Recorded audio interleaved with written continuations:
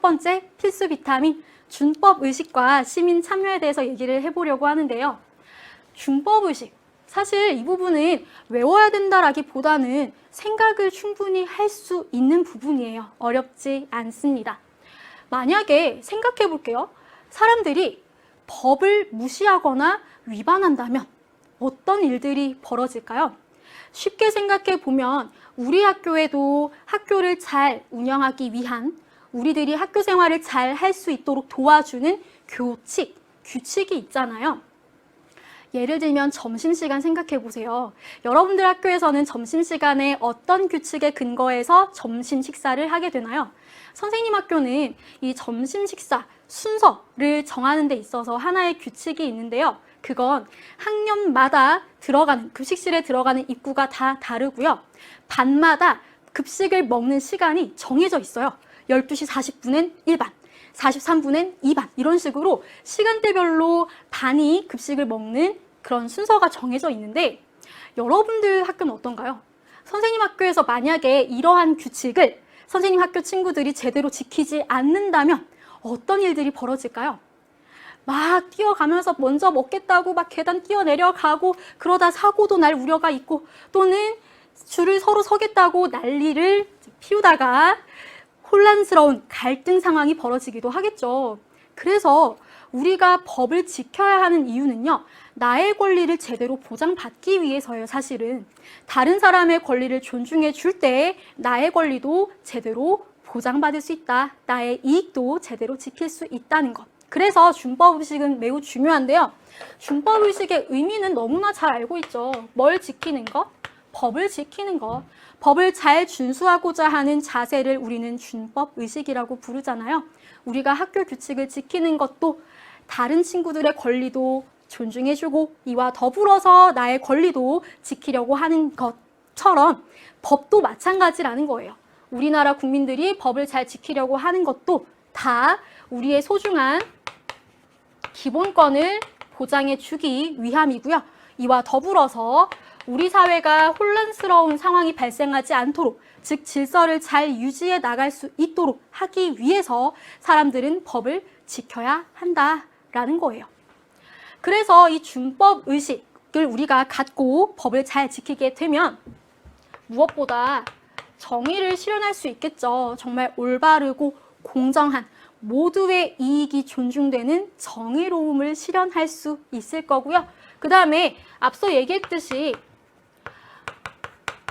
내가 법을 지킴으로써, 다른 사람들도 법을 지킴으로써 우리가 가진 소중한 권리를 함께 지켜나갈 수 있다는 거예요. 개인의 기본권과 이익을 보호하는 효과가 있고요. 마지막으로 우리 모두가 바라는 선, 우리 모두의 이익에 해당되는 공동선을 실현할 수 있다는 것. 뭘 지키면? 법을 지키면. 그래서 모두의 인권이 보장되는 국가를 만들어 나가기 위해서는 준법의식을 갖춰야 한다는 것. 우리 학교 규칙을 누군가가 어기기 시작했을 때 혼란스러울 그 상황, 서로의 권리가 침해되는 그 상황을 한번 생각을 해보세요. 나라도 마찬가지입니다. 이렇게 해서 준법의식에 대해서는 간단하게 살펴봤고요. 오늘의 핵심은요, 바로 시민 참여입니다. 앞서 얘기했어요. 법 잘 지켜야 돼. 맞는 말이에요. 그런데 이 법을 만드는, 우리들을 대신해서 법을 만드는 기관이 어디죠? 국회죠. 예를 들면 우리 손으로 직접 뽑은 대표들이, 국회의원이나 혹은 대통령이 자신들이 가진 권력을, 우리 국민들이 그들에게 권력을 부여해 줬는데도 불구하고 자신들이 지닌 권력을 마음대로 휘두르면서 국민들의 권리를 침해하는 모습을 보인다면 우리 가만히 있을 건가요? 우리가 그들을 감시하지 않고 비판을 가하지 않는다면 과연 어떤 일들이 벌어질까요? 내 권리를 대표들이 제대로 잘 지키고 있는지 감시하고 비판하는 그런 모습을 보일 때 우리는 진정한 인권 보장이 이루어질 수 있겠죠. 그래서 이 시민 참여 굉장히 중요합니다. 이 의미를 외우는 건 포인트가 아니에요. 그렇죠? 시민 참여가 어떤 건지 너무나 잘 알죠. 우리가 참여하겠다. 우리는 정말 참여해야 돼. 내 권리, 우리 모두의 권리를 지키기 위해서 참여해야 돼 라는 생각을 갖고 국가의 정치 과정이나 공공의 문제에 적극적으로 개입하고 영향을 미치는 과정을 우리는 시민 참여라고 부릅니다. 이 시민 참여 왜 필요한지 사실 너무 잘 알아요. 기본적으로 이 단어가 계속 나오네요. 정의로운 사회를 실현하기 위해서. 모두의 존엄성이 보장되는 정의로운 사회를 실현하기 위해서 우리는 적극적으로 참여, 개입을 해야 되고요. 그 다음에 여러분들 이 부분은 선생님이 노란색으로 써볼게요. 대의 민주주의. 대의 민주주의가 뭐냐면요. 대의, 말 그대로 대신하다 할 때 대고요. 의는 의논하다 할 때 의예요. 대신해서 의논해 준다는 거예요. 누가? 우리들을 대신해서 대표가 대신해서 의논을 해주는 민주주의. 이걸 우리는 다른 말로 간접민주주의라고 부르기도 합니다. 다시 우리 모두가 함께 정책 결정에 참여를 직접적으로 하면 그게 가장 바람직하겠죠. 그치만 우리나라 굉장히 영토도 규모도 크고요. 그리고 인구도 많습니다. 모든 사람들이 한자리에 모여서 정책 결정하고 법을 만들기란 쉽지가 않죠. 그래서 우리 국민들은 누구를 뽑아요? 우리들을 대신할, 우리들의 의견을 반영해 줄 대표를 뽑습니다. 그쵸? 이 대표가 뭘 해요?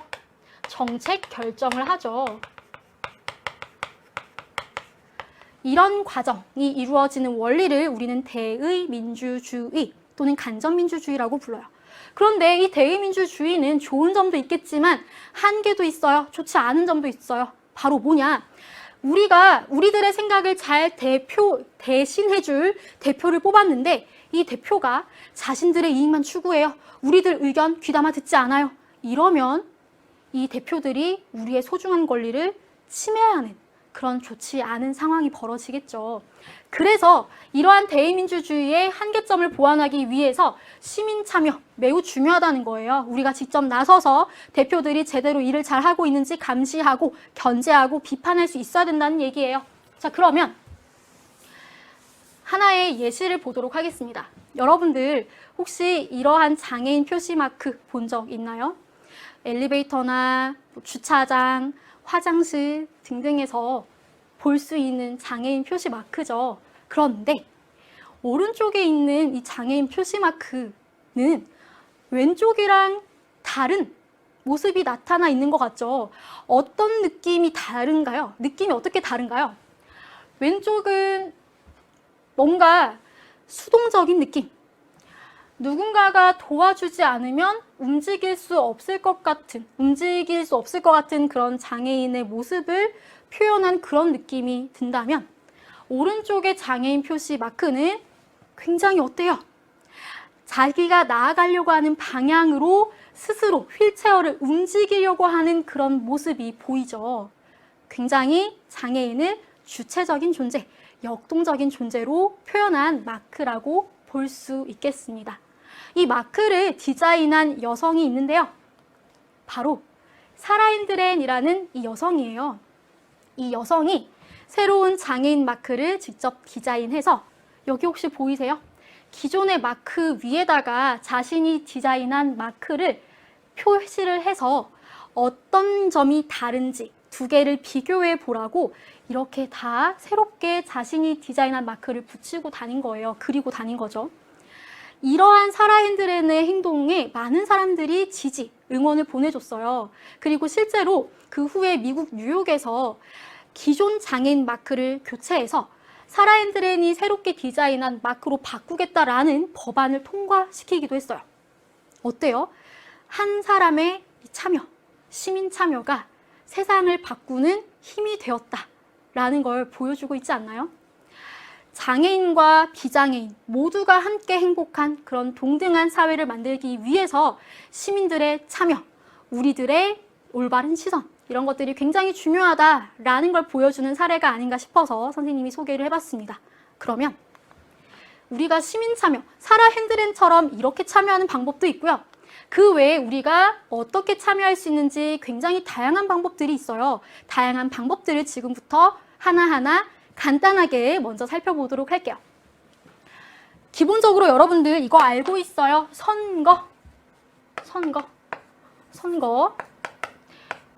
우리가 참여할 수 있는 가장 기본적인 방법이죠. 선거. 그 다음에 국민투표는 선거랑은 조금 다른데 국가가 어떤 중요한 정책을 결정하려고 할 때 이 결정에 반드시 국민들이 참여할 수 있도록 국민투표를 시행해야 된다라는 것이 규정되어 있습니다. 그래서 국가의 중요 정책을 결정하거나 우리나라의 최고법인 헌법을 바꾸려고 할 때 반드시 국민들에게 의견을 묻는 국민투표를 통해서 우리가 정치에 참여할 수도 있어요. 그 다음에 정당. 여러분들 정당이 뭔가요? 정치 권력을 획득하기 위해서 같은 정치적인 생각을 가진 사람들이 모여서 만든 단체가 바로 정당이죠. 내가 정당을 만들 수도 있고요. 정당의 당원으로 가입해서 활동하는 것도 정치 참여의 방법이 되겠죠. 그 다음에 이익 집단. 내가 속한 집단의 이익을 추구하기 위해서 우리 집단의 이익을 위해서 목소리를 내는 것도 역시 정치 참여입니다. 나의 생각, 나의 의견을 적극적으로 표현하는 것도 당연히 참여의 방법이겠죠. 시민단체는 그런데 좀 달라요. 이익집단 같은 경우에는 내가 속한 집단의 이익, 즉 사익을 추구하는 집단이라면 시민단체는 우리 공동체의 모든 사람들에게 적용되는 공익을 추구하기 위해 만든 집단이 시민단체예요. 그래서 이런 다양한 단체 활동을 통해서 정치에 참여할 수도 있고요. 그 다음에 서명운동이라던가 청원, 우리 청원권 배웠잖아요. 국가한테 이런 것들을 이런 것들을 희망해, 이런 희망사항을 요구하는 걸 뭐로 제출하는 것? 문서로 제출하는 것을 우리가 청원권을 행사한다고 얘기를 했었죠. 국민청원 이런 것도 있고요. 청원이라던가 집회에 참가하는 것, 1인 시위를 하는 것 또는 봉사활동을 통해서 사회 문제를 해결해 나가는데 적극적으로 개입하는 것도 하나의 시민참여 방법일 수 있겠고요. 인터넷을 통해서 홈페이지에 나의 의견을 올리는 등의 참여도 할 수 있습니다. 이러한 참여 방법은요. 법을 어기는 방법들이 아니죠. 즉, 법의 테두리 안에서 우리가 참여할 수 있는 방법들인 거예요. 따라서 이러한 방법들을 우리는 뭐라고 부르냐면요. 법의 테두리 안에서 우리가 참여할 수 있는 방법이라고 해서 합법적 방법이라고 부릅니다. 그런데 이러한 합법적인 방법만으로 우리의 이 부정의한 상황, 부당한 상황을 해결하지 못할 때에는 어떤 방법을 써야 될까요? 그럴 때에는 우리는 어쩔 수 없이 비합법적인 방법을 쓸 수밖에 없습니다. 이 비합법적인 방법은요, 굉장히 중요한 시민 불복종이라는 것이에요. 오늘 수업의 하이라이트입니다. 이 시민 불복종에 대해서 지금부터 샅샅이 파헤쳐 보도록 할게요.